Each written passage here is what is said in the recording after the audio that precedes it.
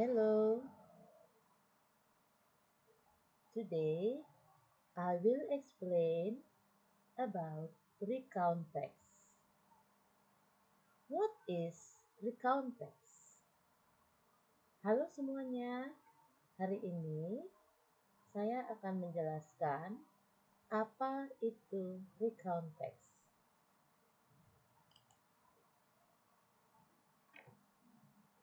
Recount text is a text which retells events or experiences in the past or unforgettable experience of the writer. Recount text adalah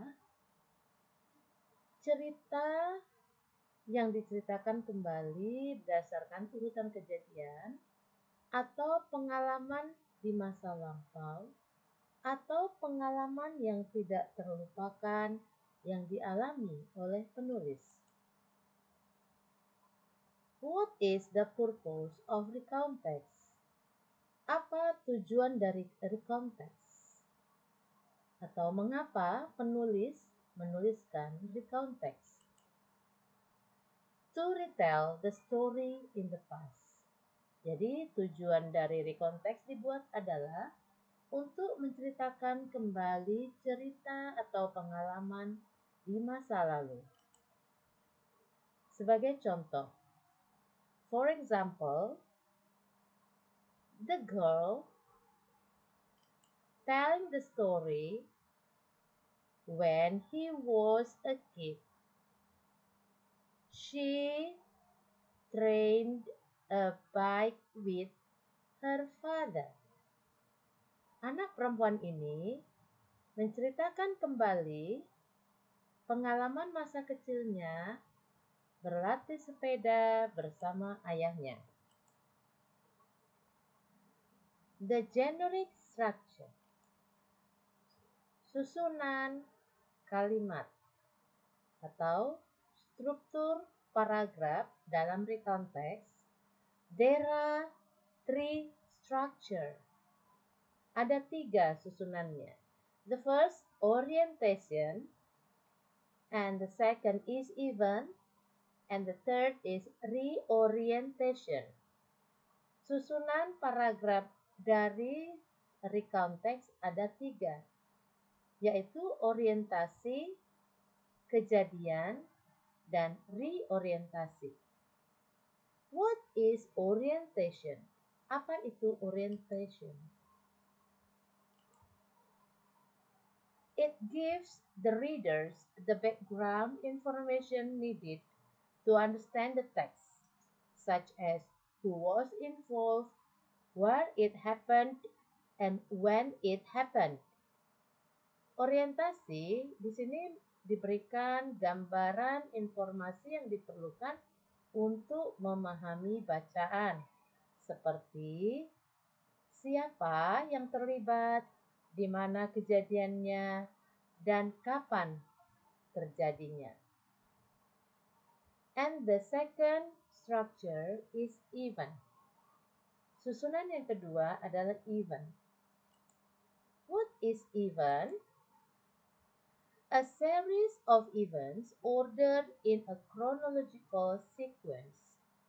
Events atau kejadian adalah susunan kejadian yang tersusun secara kronologis. And the third is reorientation. What is reorientation? A personal comment about the event or what happened in the end. Reorientasi berisi komentar pribadi dari si penulis tentang kejadian atau apa yang terjadi pada akhir cerita. For example, a beautiful day at Jogja. Ini salah satu contoh recount text. Ya, pengalaman si penulis berkunjung ke Jogja. Let's see for the orientation. Last week, my friends and I went to Jogja. We visited many places. Contoh susunan orientasinya yaitu, minggu yang lalu saya dan teman-teman saya berkunjung ke Jogja. Kami mengunjungi berbagai tempat. And for the event, there are three: first, second, and here then. This is the sequence of event. Ya, dalam cerita yang event ini ada tiga penjelasan tempat-tempat yang mereka kunjungi. At the first, we visited Parangtritis, and they told about Parangtritis. And the second, they visited Gembira Loka Zoo, and then they felt hungry. Yang pertama, mereka mengunjungi Parangtritis, yang cerita itu menceritakan tentang pengalaman berada di Parangtritis. Kejadian yang kedua, mereka mengunjungi kebun binatang Gembira Loka, dan mereka menceritakan apa yang mereka alami di sana. Kemudian ada kata then atau kemudian mereka merasa lapar. Ini kejadian yang ketiga. And what we can find in the orientation.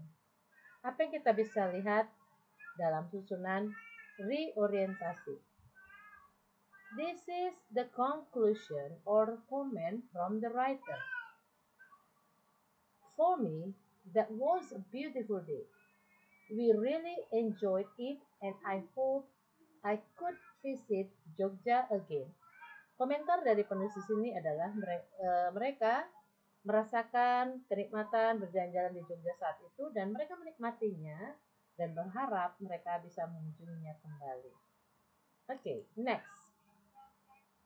What is the language feature for recount text? Kita lihat ciri-ciri atau karakter khusus bahasa yang dipakai dalam recount text. At the first, using the simple past tense, past continuous tense, past perfect tense, and past perfect continuous tense. Yang pertama, penggunaan dari simple past tense, past continuous tense, past perfect tense, and past perfect continuous tense. Second, using temporal sequence. For example, on Saturday, on Monday, on Sunday. Penggunaan waktu.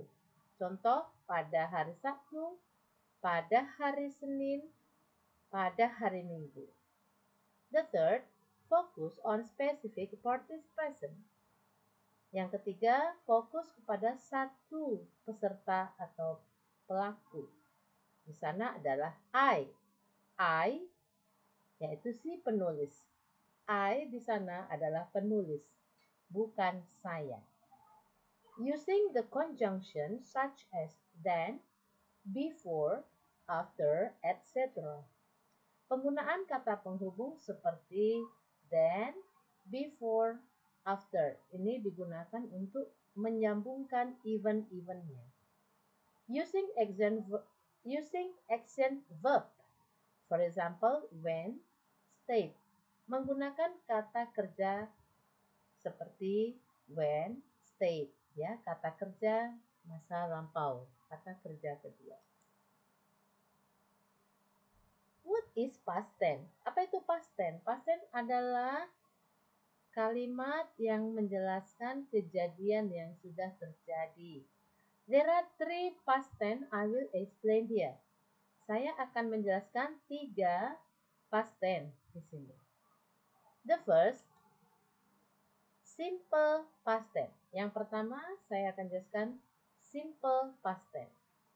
Simple artinya sederhana. The formula for simple past tense. Rumus untuk simple past tense. Subject, verb to, object. Jika dia kalimat verbal. Kalimat verbal adalah kalimat yang menggunakan kata kerja. So, if the sentence use or have verb, we use verbal. Jadi, kalau kalimatnya menggunakan kata kerja, maka kita sebut dengan kalimat verbal.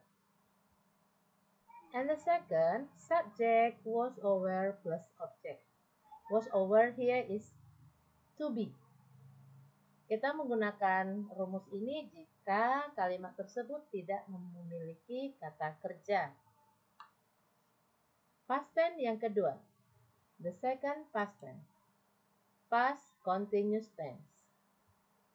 Past continuous tense digunakan untuk menceritakan kejadian yang sedang terjadi di masa lampau.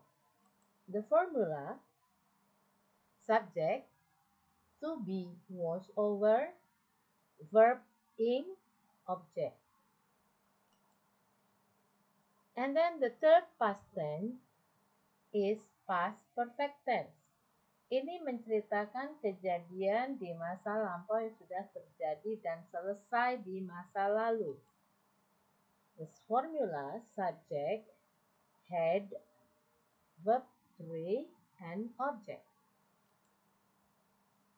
I hope you will understand about recontext. If you still have any questions, stay tuned on my channel. Thank you.